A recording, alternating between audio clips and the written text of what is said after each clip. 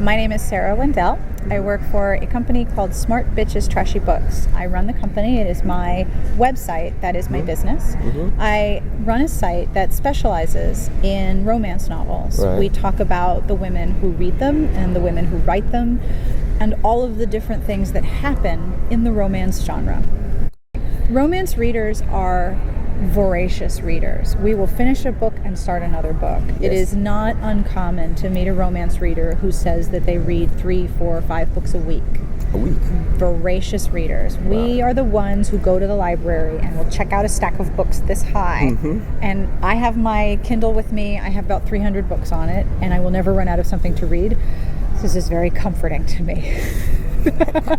We are extremely avid readers, and so when you talk about the books and you talk about reviewing the books, Right. that begins a conversation about what else people like to read and how is this book similar to another book.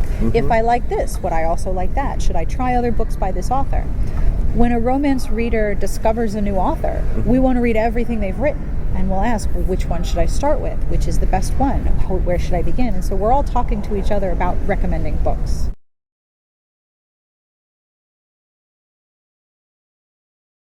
I don't think that technology has yet matched the power of a person who understands your reading taste. And when you find someone online who likes the same books you do, that's an incredibly valuable resource, because this is someone who likes all the things that you like and you can follow their tastes.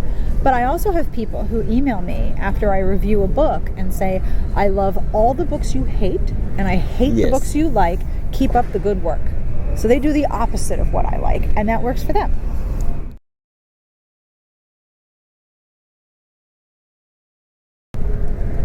Everything in technology, including book publishing, but not just limited to book publishing, at this time is changing almost hourly.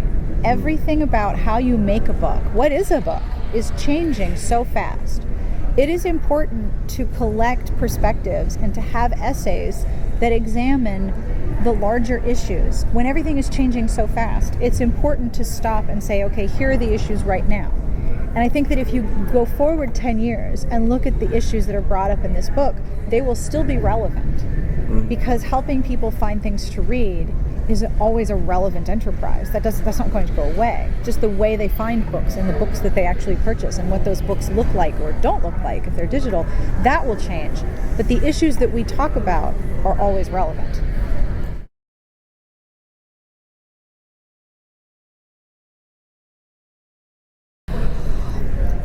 Having a strategy implies that I plan ahead.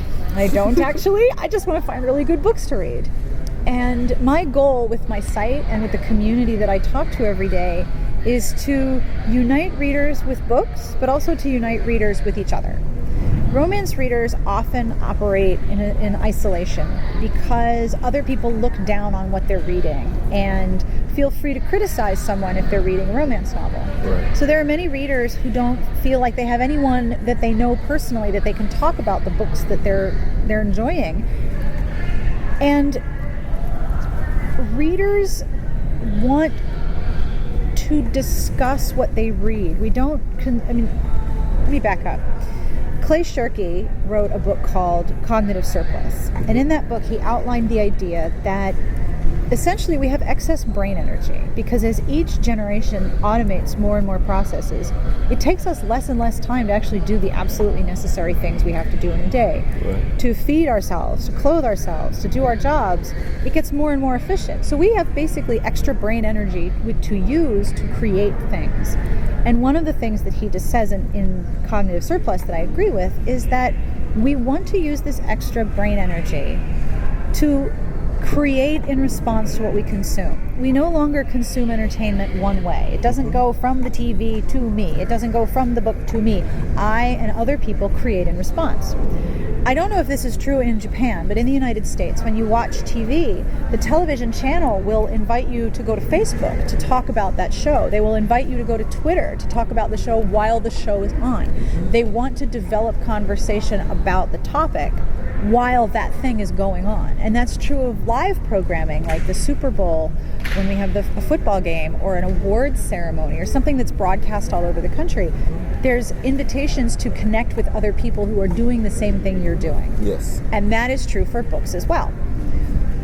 So when I have a strategy, what I want to do is create an opportunity for more readers to find each other. Because if there's a romance reader who is reading in isolation, who has all of these creative ideas and things to say about a book and no one to share them with, I want them to feel welcome to come to my community and meet other readers where they can talk about books that they love, that they didn't like, and find new things to read.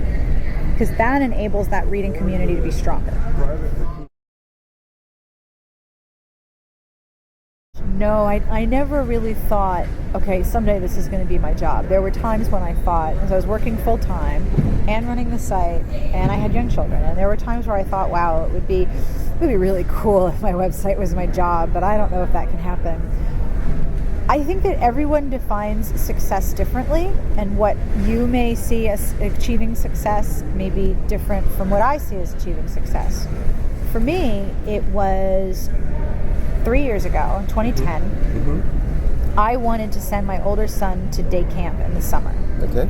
The problem was my husband works in Newark, but he works longer hours. He's an attorney, so he works longer hours than I do. I worked in the city, but I didn't always, because of the traffic going in and out of Manhattan, I didn't always make it home at 5 o'clock. Sometimes it was 5:30. Sometimes it was 5:45. Sometimes it was 5 o'clock. It was always a little different. But if I wanted to send him to this day camp, I had to be home at 5 when the bus came. I had to be home. And there were too many variables that would prevent me from doing that. And I realized I really want to be home so I can send my son to camp, so I can work from home. I wonder if the website could be my job. But I didn't say it out loud, which was my first mistake, because the minute I said it out loud to my husband, he said, well, let's figure it out. That would be great. Let's see if we can do this. And we were able to figure out a way that could be my job, and that would be what I focused on. And it would mean that I would travel more to conferences, but the bulk of the time I would be home. And so for me, success was being able to set my schedule so that I could send my son to camp. And now both of my sons go to camp in the summer. Great. And that was how I defined success. I wanted to have the flexibility to do something like that for the summer. And so we changed everything.